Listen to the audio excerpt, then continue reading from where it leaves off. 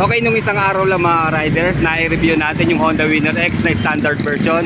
So dito po ngayon sa Premio, dito po sa Labuin, Santa Cruz, Laguna, may nakita po tayo na ABS version ng Winner X 150cc. Kaya yun, tingnan natin yung kanyang pagkakaiba. Sigurado iba ho ang decals ito. Pero same specifications lang din siya. Doon lang ho tayo magkakaiba sa braking system niya. Dahil naka-ABS na nga po itong Winner X na i-review natin. Okay, isa po itong Premio na merong murang offer pagdating sa installment basis ng motorsiklo. And then siyempre sa cash price, mura din po siya. At kapartner din po ito ng Des Marketing. Okay, yung nakakaraan nating review, ito nga po yung color black and white combination din na standard version ng Winner X. So ngayon makikita natin yung pagkakaiba niya sa ABS version naman. Ayan, sa mga malalapit po dito sa Labuin, Sambat, Santa Cruz, Laguna, ayan po ang kanilang mga unit na bago ngayon. Honda Beat na gray and white, yung special edition. And then marami rin silang Click. Then Aerox syempre. Big 4 po nandito mga motorsiklo, kaya kasya na lang po para personal nyo pong makita. At quality motorcycles din po ang nandito. O ayan, medyo inaayos lang para mailabas yung ABS version ng Winner X. Okay, bali matte black po pala yung ABS version. Alam ko may iba pa pong kulay ito, pero ito makikita naman natin sa decals niya, kakaunti lang. Meron lang dito lining na kulay gold. So maganda ang color combination niya, gold and matte black.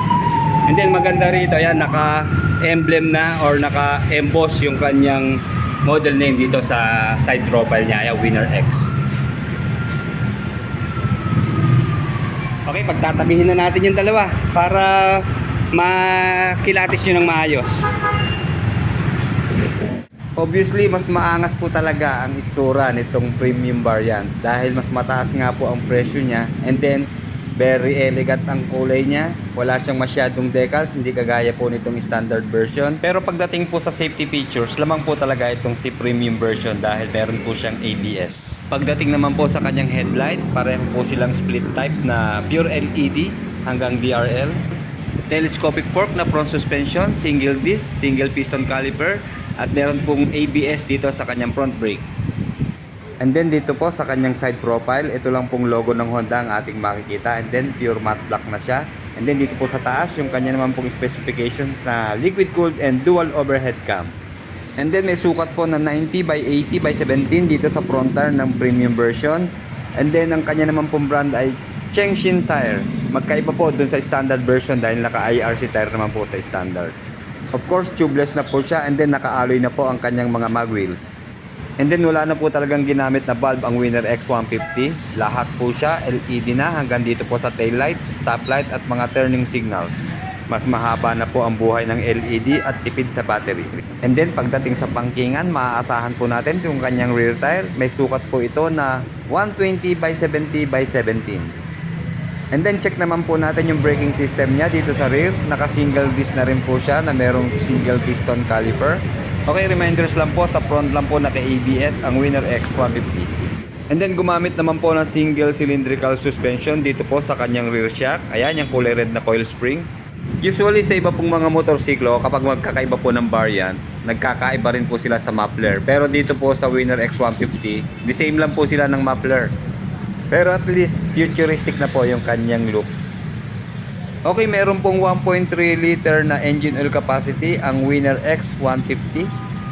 Panalo na rin po tayo sa engine specifications ng Winner X 150. 4-stroke, 4-valve, dual overhead cam, liquid cooled sa kanyang cooling system, PGM-FI or fuel injection sa kanyang fuel supply system, 149cc displacement, maximum power of 11.5 kilowatts at 9,000 RPM, and then maximum torque of 13.5 Newton meter at 7,000 RPM. By the way, naka-manual transmission po ang Winner X 150. Meron po siyang 6-speed constant mesh. And then of course, nandito po sa underseat yung kanyang fuel tank. Meron po itong fuel tank capacity na 4.5 liters. And then pare-pareho lang po ng fuel consumption yung tatlong variant. Dito po sa premium variant, meron din po siyang 52.3 kilometers per 1 liter na fuel consumption. Of course, pare-pareho po sila ng top speed, nasa 146 kilometers per hour. And then ang maganda po sa kanya, sa loob po na 7.2 seconds, kaya niya po ma-reach ang 79 kilometers per hour. And then 11.3 seconds, nasa 95.7 kilometers per hour. And then 18.2 seconds, nasa 111.5 kilometers per hour. Okay, naalala ko mga ka-riders, wala pong charging port dun sa standard version. So dito po sa ABS version, ayan, meron na po siyang built-in USB charging port.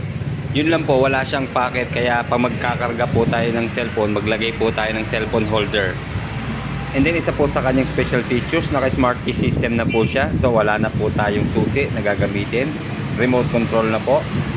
And then naka-pure digital na po sa kanyang meter panel. Meron po dito dalawang button, soft touch lang po siya. Dito po yung select set pag mag-a-adjust po tayo ng ating mga indicators. And then dito po sa kanyang switches and button, nandito po yung kanyang high beam, low beam na may kasama na pong passing light.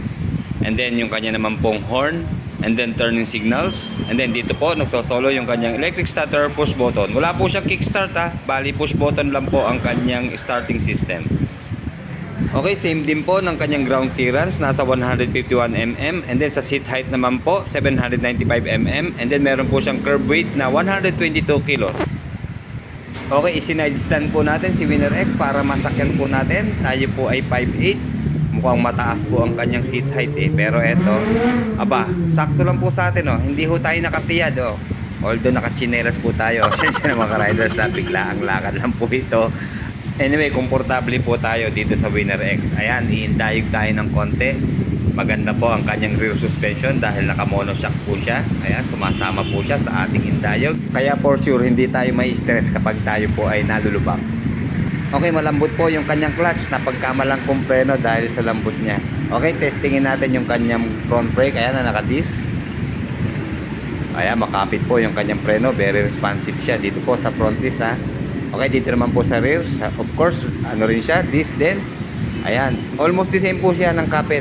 Ayan, malakas po ang kanyang preno. Okay, check po natin sa turning radius.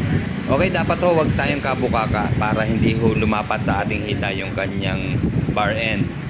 Lalo na po kapag tayo liliko sa mga sharp curve para maiwasan po nating maipit.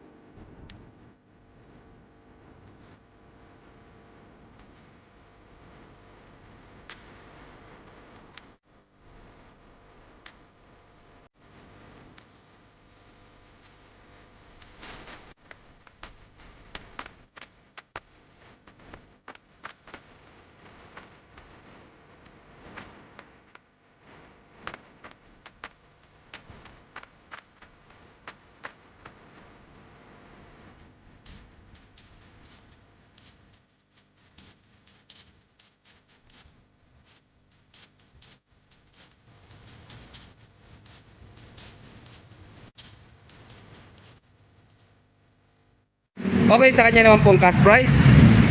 Dito po sa Premio, nasa 129,300. And then may tatlo po siyang option ng down payment. Ang maximum na down payment na pwede po natin ibigay hanggang 15,000 po. And then ang pinakamababa naman po, 9,900 at saka 12,000. Okay, meron po siyang tatlong term. Ito sa isang taon po. Kapag 9,900 ang taon natin, 12,610 po sa isang taon, monthly installment. And then sa dalawang taon naman po, 12,400. And then sa 36 months naman po, 12,100 po ang kanyang monthly installment. Okay, ayan po. And then dito po, i-update na rin po natin sa Honda Winner X na standard dito po sa Premio. Ayan, 123,600. So may price difference po siya na nasa 6,000 po ang kanyang price difference. Ayan, meron din siyang tatlong term po o tatlong option ng down payment. Pinakamababa po, 8,900.